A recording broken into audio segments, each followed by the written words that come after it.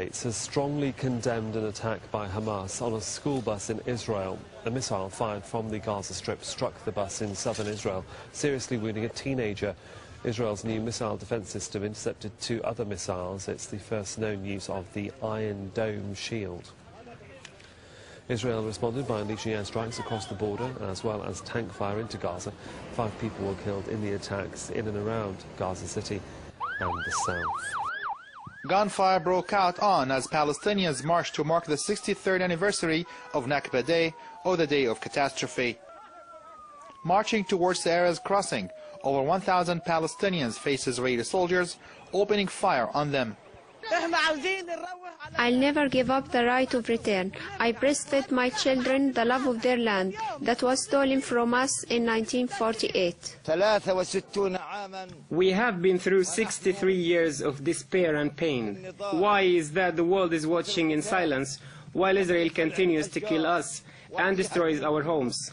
In a prayer sermon, Hamas Prime Minister Ismail Haniyeh continued to stress the importance of resistance against the Zionist regime. We will not give up, and we will not recognize the occupation. Our principles are the same, they have not changed, and resistance is the cornerstone for the battle of liberation. Pro-Palestinian protesters try to breach the border between Syria and the Israeli-controlled Golan Heights. Israeli troops fired on the demonstrators, killing some and wounding many more. We verbally warned them. We shot warning shots into the air. When this failed, we had to direct some fire to their feet in order to try and protect our fence. Sunday's protests marked 44 years since the 1967 Mideast War erupted. Israel conquered the Sinai Peninsula, Gaza Strip, Golan Heights, West Bank, and East Jerusalem. This demonstration also followed a deadly protest last month that saw hundreds of people break through the border fence. Ismail Haniyeh, the Hamas prime minister, says the land belongs to his people and they won't give up their fight.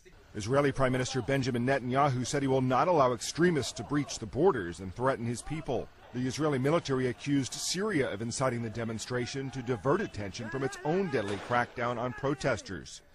Matt Friedman, The Associated Welcome to the Glenn Press. Beck program. I just asked the people here in the studio, what are the odds America wakes up today? Something that we have not seen before happened today, and here it is. The United States believes that negotiations should result in 2 states with permanent Palestinian borders with Israel, Jordan, and Egypt, and permanent Israeli borders with Palestine.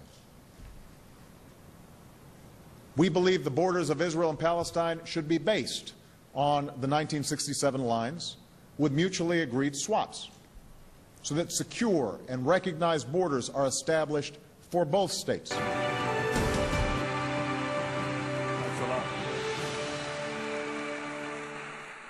Tomorrow in Congress, I'll describe what a peace between a Palestinian state and the Jewish state could look like.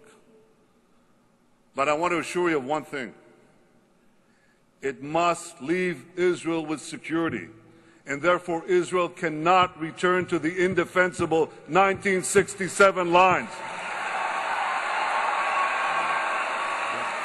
Palestinian Observer Ambassador Riyad Mansour says that destiny is on the side of the Palestinian people as September approaches. That's what he told the nations of the Committee on the Exercise of the Inalienable Rights of the Palestinian People as he argued for support for Palestinian statehood, which he says is nearing reality.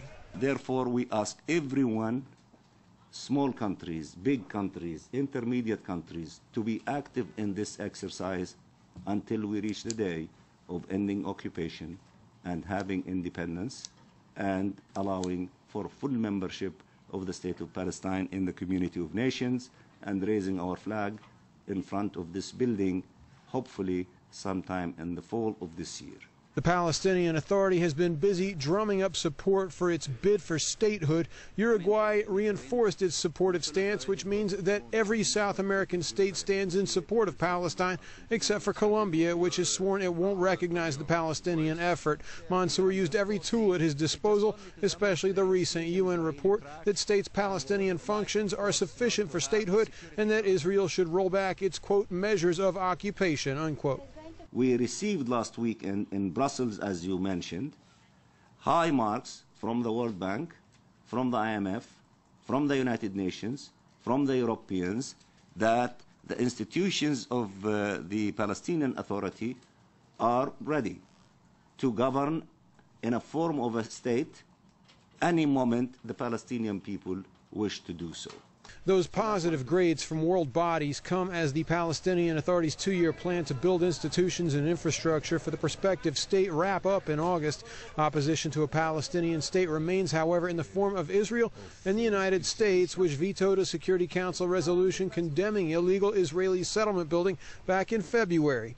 In spite of Security Council technicalities that have proven to be roadblocks for the Palestinian movement, the Organization of the Islamic Conference says it's behind Palestine all the way.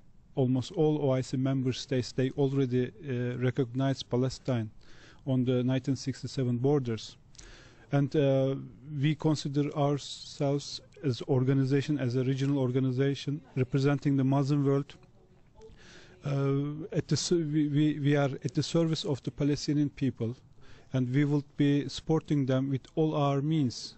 Some 120 nations signed on in support of the Security Council resolution that was vetoed by the U.S. The odds for statehood look good once the issue reaches the General Assembly, but it has to be sent there by a vote in the Security Council. Hank Flynn, Press TV, New York.